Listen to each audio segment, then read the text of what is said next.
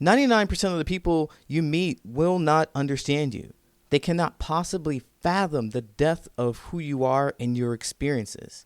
And it makes perfect sense because you are one of one. No one else has your exact experiences.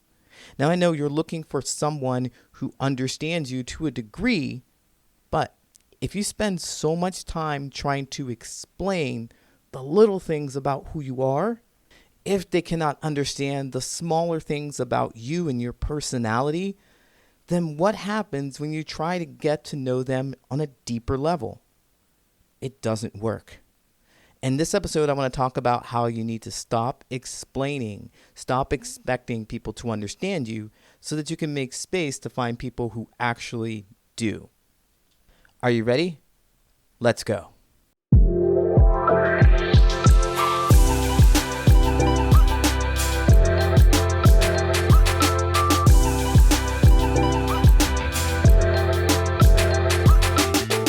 Hey, what's going on? My name is Coach Lee Hopkins. My pronouns are he, him, his, and you're listening to the Patterns of Possibility podcast, the podcast for late identified autistic adults who want real relationships without fake masks. Let's talk connection, clarity, and showing up as your authentic self. Now, today's topic is very near and dear and important to me, being understood. I've spent so much of my life trying to get people to understand me, trying to explain, trying to figure out what they want and what they need and how they communicate it, just so I can become that person who explains who I am in a way that they would understand. It's exhausting. If you know what I'm talking about, then you probably understand the double empathy problem. But we're not going to talk too much about that today. What I want to do is give you a frame to consider how you interact with people and how you are understood by other people. We're going to break it down in 3 ways. We're going to talk about why being misunderstood hurts as much as it does, what misunderstanding actually means, and the cost of chasing understanding everywhere. First up, why being misunderstood hurts as much as it does. Because, man, it hurts. We humans, we're wired for belonging, right? We are social creatures. We want recognition. We want to feel seen.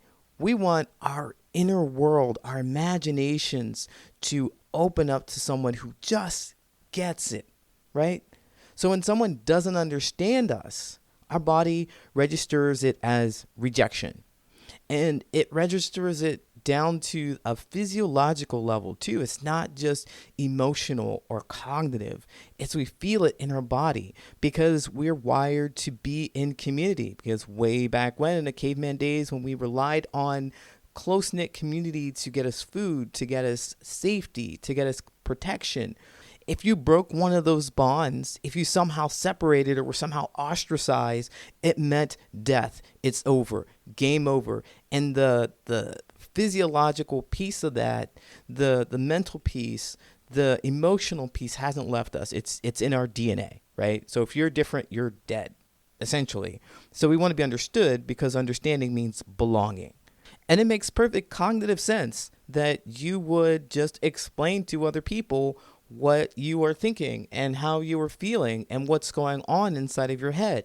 Because then once they get the knowledge, once you tell them why you're doing what they're doing, why you're doing what you're doing, then they will understand you and then they will accept you. They will get it, but you have trouble explaining to them, or they reject your explanation altogether.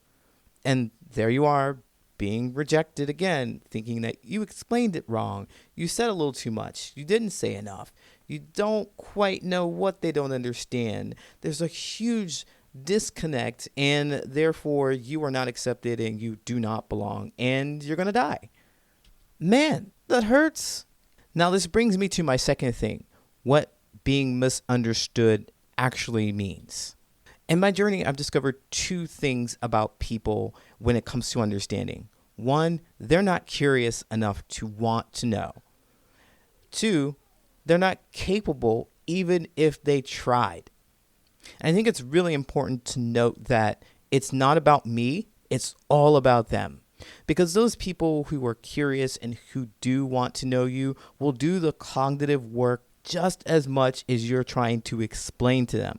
They'll say, hold on, I don't quite understand. Can you say it this way, or can you explain? And they'll ask you a question that prompts you to share the information in a way that they can understand. It's a two-way street. This conversation that you have about understanding is a two-way street. If you find yourself trying to vomit information at them, explain this, explain that, but you need to know this and you need to know that, and they're not getting it, and they had a deep desire to understand you, your thought process, and what you were sharing with them, then they would ask questions. They would say, hey, can you explain this a little more to me? I don't understand this part. What does that mean? And then you, with your desire to be understood, at least this is what I would do, would explain, would answer their questions, would try to give them more insight, because it shows that they are interested. And in the same vein, those who are curious just may not be able to comprehend. They may not be able to understand because they're not having your life experience. They don't understand why you stim. They don't understand why you need to recharge as many times as you told them after going to a networking event, or how you just want to have complete silence, or how you just want to watch the same TV show over and over again. Or maybe they just don't get how you can eat the same foods over and over again. I know I love ramen, and that's one of the things that I will just eat all the time, like little fancy ramens. I eat them all the time, and I don't want to have to explain that to someone. I don't, especially if they're saying something like, oh, well, it's really not good for your health. You need to have variety in your food. And I'm like, that's not how you demonstrate understanding to me. That's not it. And perhaps you're just not capable of understanding my side and what feels good to me. And as much as I'd say, well, it's really a predictable, easy way to eat, I actually like the taste and it's fun, simple. They don't understand those pieces. They don't understand how it could be easy, how I could get used to the taste, how it could be fun for me. They don't get it. They cannot comprehend. Not my fault. Not your fault. They just can't. And they cannot do, or are not willing to do, the mental work to get to this place where they can just let it be known that that's something I do and something that they don't. They can't get to that place.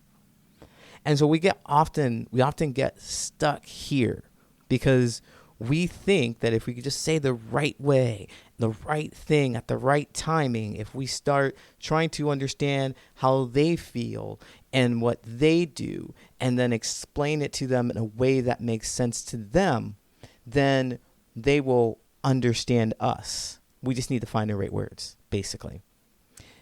For me, that has rarely worked. It's because, one, they're not curious. I'm doing all the mental work to get them to understand me. I'm trying to understand them so that I can better explain myself in a way that makes sense to them. Didn't work. Doesn't work. They're not curious. They're not asking questions, and genuine questions too. Not why do I do what I do? More like, how do you feel when you do that stuff? Is it good? Do you like it? But yes, I did. I told you that I liked it. So it's good. It's fine. It brings me joy. Is that good enough for you? That should be good enough for you. I want that to be good enough for you to understand that it brings me joy. That's all you need to know. That's all you need to know about it. But in those situations where you've got people who are not curious, it feels exhausting to talk to them. And if you are trying to explain, and they may be curious, asking you questions, but they just cannot demonstrate comprehension, it's just as exhausting. It's just as exhausting. When you run into that kind of situation, this is where you start wasting time. You start paying cost for chasing understanding from people. That's family members, that's coworkers, that's would-be friendships or old friendships, that's strangers, that's internet personalities, that's internet conversations. Anyone who is not demonstrating curiosity into competence is going to frustrate you if you're trying to get them to understand. They need both. It's on you the listener, you, me, whoever wants to be understood, to recognize the level at which people can understand. Recognize the level at which people can understand you. And to make good friendships, to make good relationships, to make those ones where people do understand you, I've pinpointed 3 specific things, specific categories that are important for you to connect with. That is 1, your history, who you are, where you come from, your hobbies, those things that bring you joy and excitement, and your habits. Those are activities that you do on a daily basis that build you to your future. If you can talk about those 3 things to other people, you are likely to have a better connection with them. They will understand where you come from, why you do what you do. They'll understand the things that bring you joy. They're excited about it just as you are, or at least excited for you so that you can do the things that feel good to you, because what friend or what close connection would not be happy for your happiness? And your habits, your daily habits, they get why you get up at 5 o'clock in the morning. Maybe that's not their jam, but that's what you do. You go to the gym because it feels good to you. You're doing these habits. Maybe you're a person who drinks tea in the morning every day. Maybe you're a coffee drinker at night. For whatever reason that feels good to you, they understand your habits. They get it. They're curious and they can comprehend. Now, those are easy, surface level things. But when it gets down to the deeper stuff and they can't understand you, and you start categorizing these people and how you want them in your life. So history, hobbies, habits, little things at the top, bare minimum for associates.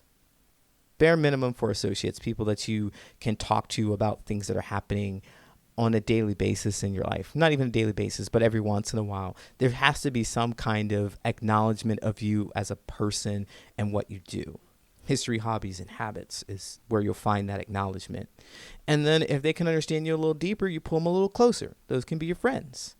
And then still, deeper still, if they understand the deepest joys and excitements or darkest past that you have, then you can invite them to be even closer connections. But see, the thing here is that you're not chasing understanding. You do not have to explain and continue to explain and justify and explain. It is wasting your time. And when you find yourself in situations with people who you constantly have to explain to, who are not capable of understanding you, it's on you to decide whether or not you want to continue to explain.